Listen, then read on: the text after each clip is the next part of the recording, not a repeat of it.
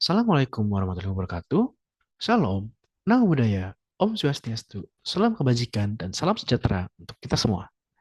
Selamat datang teman-teman, dan selamat datang Ibu Dini Marina, selaku dosen pengampu dari mata kuliah Teknik Penulisan Akademik dan Pengantar Komunikasi Bisnis.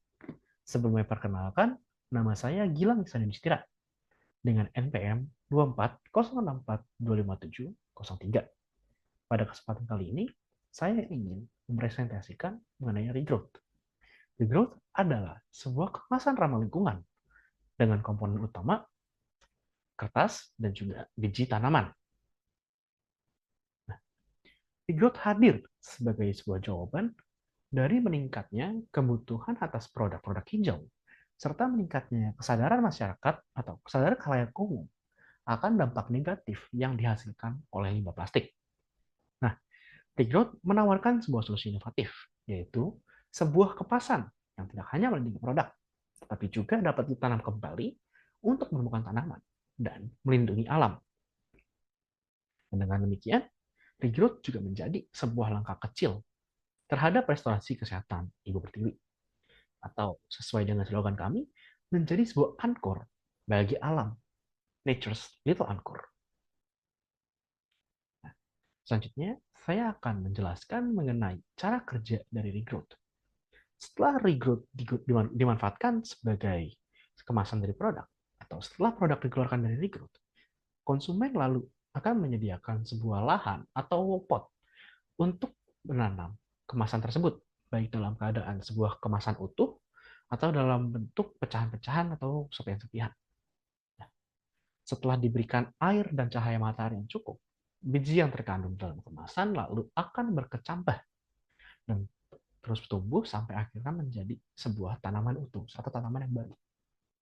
Perlu dicatat bahwa regrowth mengedepankan salah satunya adalah konsep zero waste, di mana sebagian besar komponen dari regrowth memiliki sifat biodegradable atau dapat diuraikan oleh material-material organik, sehingga nantinya yang tersisa dari regrowth hanyalah pot atau lahan, lalu tanah, dan tanaman. Tidak ada sisa-sisa sampingan yang berpotensi untuk mencemari alam. Lalu saya akan membahas mengenai sektor-sektor potensial bagi regrowth untuk berkembang.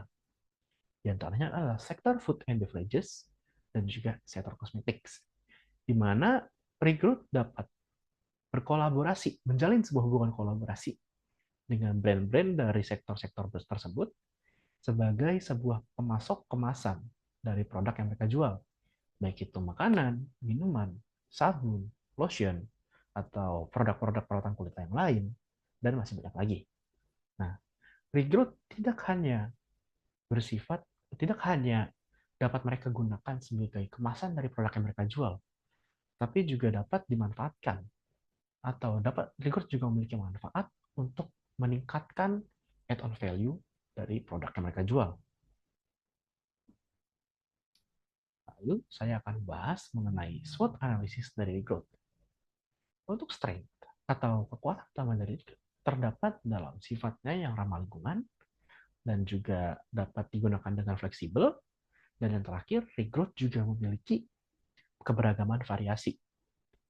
Variasi yang dimaksud di sini adalah keberagaman variasi dari biji-bijian yang dapat digunakan oleh regrowth. Dan jadi tidak hanya terbatas dalam satu jenis biji tanaman.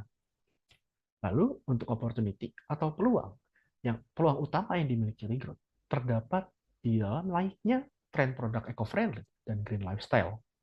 Dan juga regrowth memiliki potensi untuk berkolaborasi dengan brand atau produk lain, seperti yang sudah saya jelaskan sebelumnya. Nah, untuk kelemahan regrowth terdapat di harga produksi dan harga jualnya yang lebih tinggi dibanding paper bag yang lainnya. Hal ini disebabkan karena proses produksi regrowth itu jauh lebih kompleks dan jauh lebih makan biaya dibandingkan dengan paper bag pada umumnya. Nah, ditambah lagi mengingat sifat organik dari regrowth, regrowth memiliki masa simpan yang terbatas dan juga rentan terhadap kerusakan dan kelembapan. Dan terakhir, ancaman atau threats utama dari regrowth terdapat di kurangnya pengetahuan konsumen tentang konsep plannable packaging, yang akan menyebabkan kelambatan konsumen untuk mengadaptasi konsep tersebut. Ditambah lagi, regrowth juga mengalami persaingan pasar yang ketat di tengah naiknya pasar produk eco-friendly. Nah, lalu saya akan membahas mengenai proyeksi 3 tahun dari regrowth. Dengan memperhitungkan harga jual sebesar Rp80.000 per unit, cost of goods sold sebesar Rp51.750 per unit, dan fixed cost sejumlah 250 juta per tahunnya, ditambah dengan informasi berupa target target penjualan regrowth di tahun pertama sebanyak 12.000 unit, di tahun kedua sebanyak 15.000 unit, dan di tahun ketiga sebanyak 18.000 unit. Kami telah memperhitungkan laba operasional per tahunnya sebagai berikut.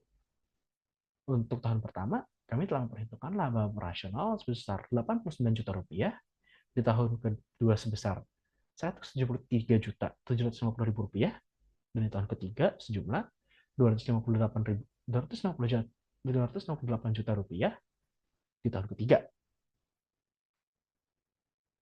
Nah, untuk strategi pemasaran utama yang akan kami gunakan adalah yang pertama, kami akan memperkuat branding kami sebagai sebuah produk kemasan yang menekankan nilai keberlanjutan dan kelangsungan lingkungan, juga menekankan pada kontribusi langsung kita sebagai masyarakat, sebagai umat manusia terhadap lingkungan. Juga kami akan meluncurkan sejumlah digital campaign berupa konten edukatif yang mengedukasi khalayak umum atau masyarakat mengenai pentingnya kemasan ramah lingkungan. Selain itu, kami juga akan mengedukasi mengenai planet packaging dan juga mengenai konsep-konsep green lifestyle dengan harapan untuk menarik konsumer, menarik sponsor, dan juga menarik calon-calon kolaborasi atau potensial brand-brand yang memiliki potensial untuk berkolaborasi. Sekian adalah presentasi saya mengenai regrowth. Kurang lebihnya mohon maaf. Wassalamualaikum warahmatullahi wabarakatuh.